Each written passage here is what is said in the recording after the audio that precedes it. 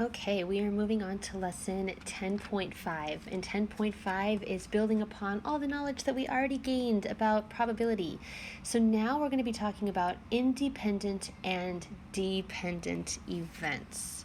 So sometimes there are occasions when an event could change the likelihood of a different event happening.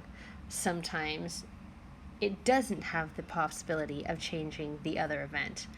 And that's what we're talking about today. That sounds very confusing, but when you see some examples, it'll make a bit more sense.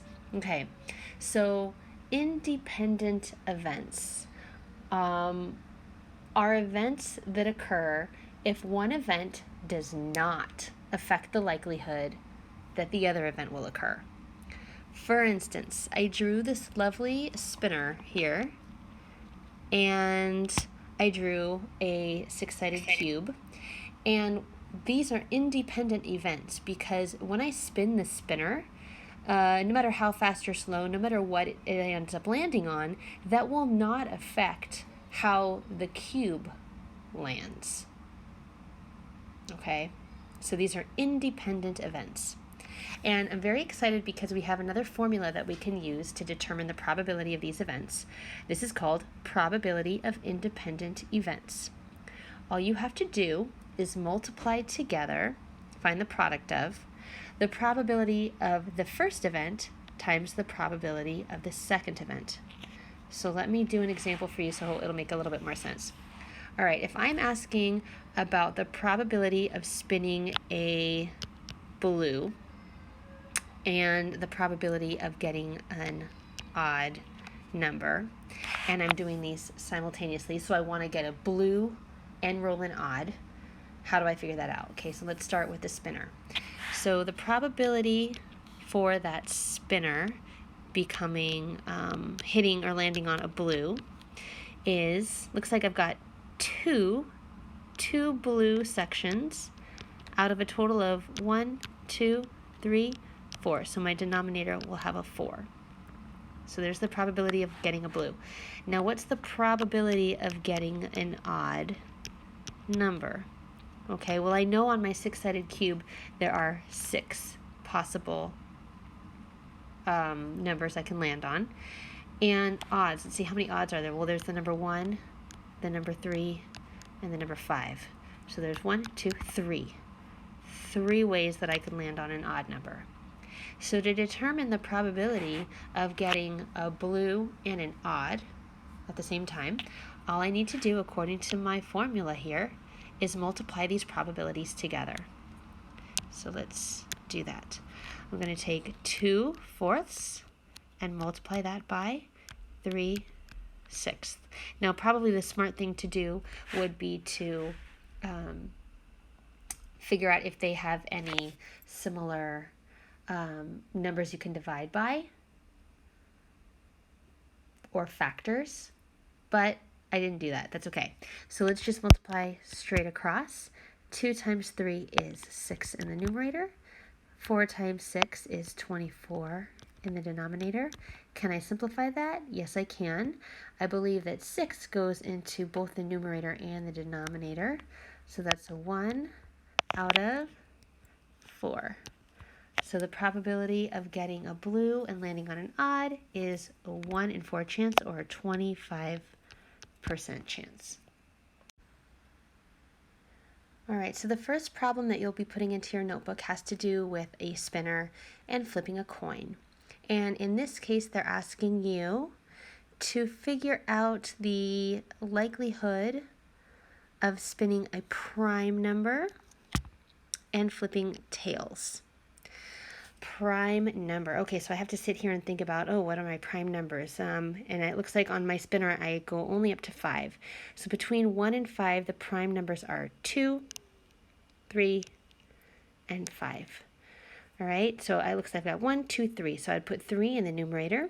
The total possible numbers I could spin are 1, 2, 3, 4, 5. So 5 goes into the denominator.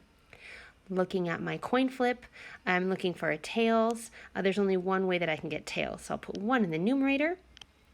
And there are two possible choices when I flip my coin, heads or tails. Put 2 in the denominator, and then all I have to do is multiply those two fractions together.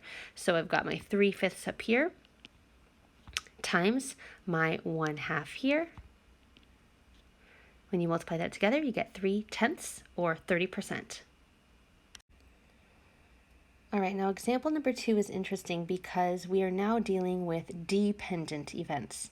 Unlike the first one, where the spinner and the dice or the spinner and the coin flip don't affect each other, in this problem, one outcome does affect the other outcome. Okay, so in this problem, we've got people being randomly chosen to be game show contestants from an audience of 100 people. You are with 5 of your relatives and 6 other friends. What is the probability that one of your relatives is chosen first, and then one of your friends is chosen second?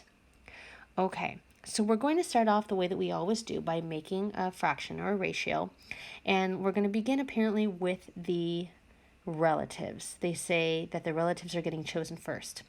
Well, looking carefully at my problem, apparently I've got 5 relatives. 5 relatives could be chosen. How many people total? 100. 100 goes into the denominator. Go ahead and simplify that, and we have a 1 out of 20 chance that one of your relatives will get picked. So that's as we've been doing it, nothing new. Now we are moving on to your friend getting chosen second. So the difference here is that the total at the bottom is no longer 100. Now we're down to 99 because one person was already plucked from the audience. So now there's only 99 people remaining. So I'll go ahead and I'll locate my 6 friends in my problem. 6 goes into the numerator, but my total is now 99. Out of in the denominator. Simplify that and you have 2 out of 33. And after that you carry on as usual. Okay, just using our formula. Multiply the probability of the first event times the probability of the second event happening. So I've got 1/20th times 2 over 33, or 2/33. And when you multiply those together, you get 1 over 330. That is about 0.3%. So there's about 0.3% chance that first one of your relatives would get chosen and then one of your friends would get chosen from the audience. Looking at example number 3, we are finding the probability of a compound event. So this is multiple events happening.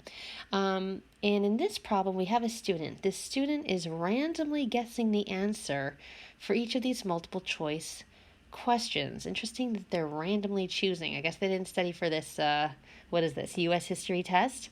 And the question is, what is the probability of answering all 3 questions correctly?